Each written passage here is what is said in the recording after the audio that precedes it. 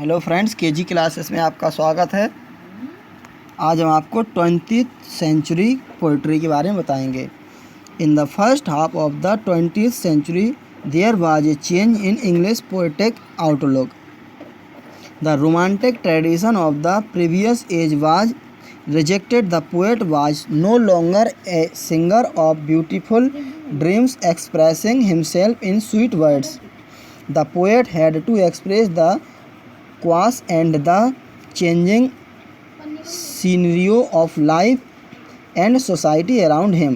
Heading first, tradition and experiment in modern poetry. With the advent of the 20th century, existing poetic tradition did not change significantly. There was no great poet full of promise and greatness in the opening years of the 20th century. The reaction against Victorianism had begun, yet no strong new inspiration was coming. The best poets of the period were seeking for models either like Austen or Blunt. In the forcible, careless romanticism of Byron, or on the contrary like Gosse, Bridge and Batson, in a chastened purity of form, a delicate learned classicism where the tradition of the preceding age mingled with the influence of French poetry. Heading a second, imagism. With the change in the subject matter, the change in poetic technique was inevitable. The new experience needed a new style and speech for its expression. The imagist, under the influence of T.E. Halme and G.M. Hopkins, brought about the revolution in poetic technique. They found the existing diction drab, outmoded, banal, and inexpressive of the new experience. They choose to express the boredom, the horror, and the agony of existence in a concentrated poetic diction. Imagists insisted on the use of hard, dry, and precise visual image. The use of the exact word from the language of the common speech, and to produce poetry that is hard and clear. Third, adding the Pound Iliad tradition. The new poetic revolution, pioneered by T.S. Eliot and Ezra Pound, was an Anglo-American achievement. Eliot's tradition and individual talent is a manifesto of the new poetic theory and practice. His Wasteland is the first major example of the new poetry. Eliot and many others studied with renewed delight the closely packed texture of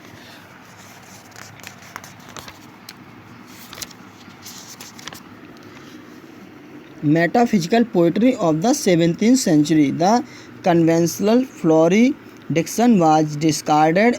Ezra Pound, an American poet, was influenced by Provencal poetry, Greek and Latin lyric poetry, the classical poetry of China and Japan, and Halme's new classicism. The translation poets. There was no poet of promise at the beginning of the 20th century. The first 20 years of the present century may be treated as a transitional period. First, Alfred Austin, 1835 to 1913. Austin was a political journalist who aspired to be a philosophical poet, but his poetry is sentimental and does not contain any quality of lasting importance. Second, W. E.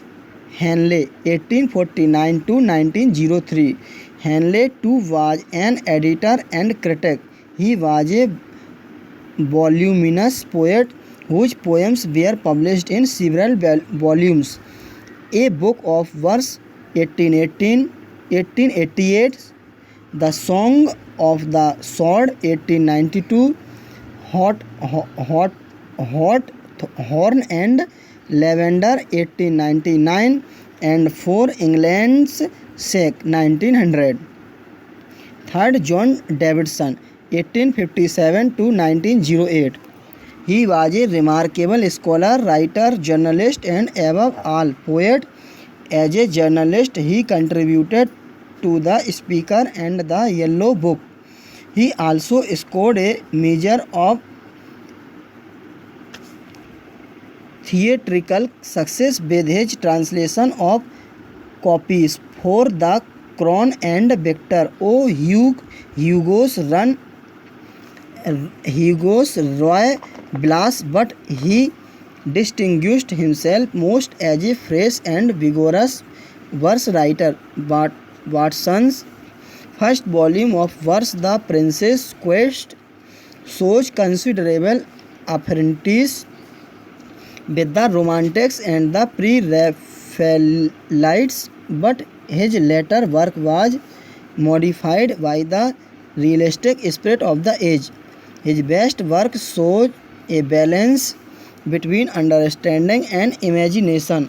His poems were collected in The Hound of Heaven, Sister Songs, and New Poems. He is mainly a transitional poet. He is the true child of his age through the mysticism of his inspiration and the symbolism of his vision. Kipling, one of the popular poets of the age, was born in India, and his early years were spent in Bombay, where his parents lived. Hardy, who gave up novel writing in 1896 at the age of nearly 60, resumed the practice of writing verse. Hardy's poems run into many volumes.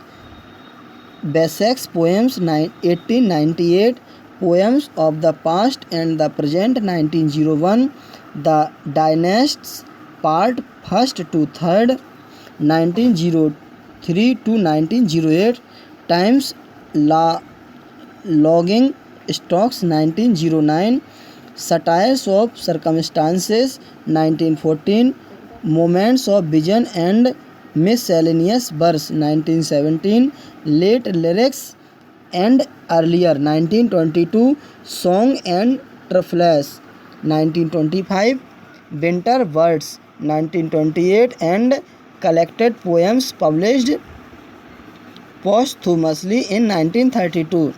Robert Bridges suddenly blazed into popularity in 1913 when he was appointed poet laureate. His shorter poem appeared in 1873. He also published some longer poems. Prometheus, the Fire Giver 1884, Eros and Psyche Psyche 1894, and Demeter 1905, an edition of the poetical works of Robert Bridges 1898 and 1905 contained the sonnets sequences The Growth of Love, The Purcell Commemoration Ode, some reprints from magazines, and his 8 plays. Housman's poetic output consists of 3 volumes: A Shropshire Lad 1896, Last Poem 1922, and More Poem 1936. He wrote much of his poetry about Shropshire, which, like Hardy's Bessex, is a part of Wales countryside. Rupert Brooke 1887 to 1915 glorified patriotism. His collected poems caught the mood of romantic patriotism of the early war years before it turned to disillusionment. Wilfred Owen 1893 to 1918, the poet of the First War, describes the experiences of bar. His collected poems appeared posthumously in 1920. Seigfried Siegfried Sasson Sasson, who served as an officer in the early years of bar, was a great bar poet. His counter-attack 1918 exposes in embittered verse the horrors of life and death in the trenches and the hospitals. Charles Sorley presents a conflict between soldiers and politicians in his poetry. In his famous poem Into Battle, he captures the mood of tranquility amid the turmoil of war. Between 1900 and 1910, Yeats produced little poetry. During this period, he was devoted to drama and philosophical and literary essays. The Green Helmet and Other Poem 1910 and Responsibilities are realistic. He shows a philosophical and mystical bent of mind. The Georgian poets reacted against the decadent transitional poetry. The Georgian aims at putting English poetry on a new strength and beauty. His place is very high as a Georgian poet. He is essentially a poet for children. The burning problem of modern life did not inspire him. He preferred from beginning to concentrate on romance and nature as his main themes. Davies writes in his autobiography, The Autobiography of a Supertramp 1908, that it was after losing his right foot while jumping a railway train in Canada that he turned to poetry. His poems are contained in The Soul's Destroyer and Other Poems 1905, New Poems 1907, Collected Poems 1916, 1928, 1934, and Love Poems 1935. He composed beautiful lyrics on love and nature. Mossfield, the central figure in the Georgian poetry, became the poet laureate after the death of Bridge in 1930. A man of versatile genius and achievement, he was a poet, dramatist, novelist, and essayist. He emerged as a prominent poet with the publication of The Saltwater Ballads 1902. Flacker published The Bridge of Fire, 42 poems, The Golden Journey to Samarkand, and The Old Ships. His poems appeared in a collection in 1917.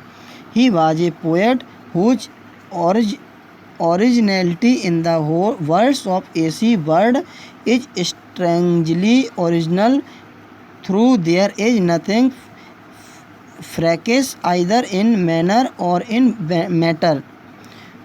Hodson's early poetry has emotional force and subtlety of music. He exalted in the art of compressing a wide range of pictorial and dramatic effect into minimum of words.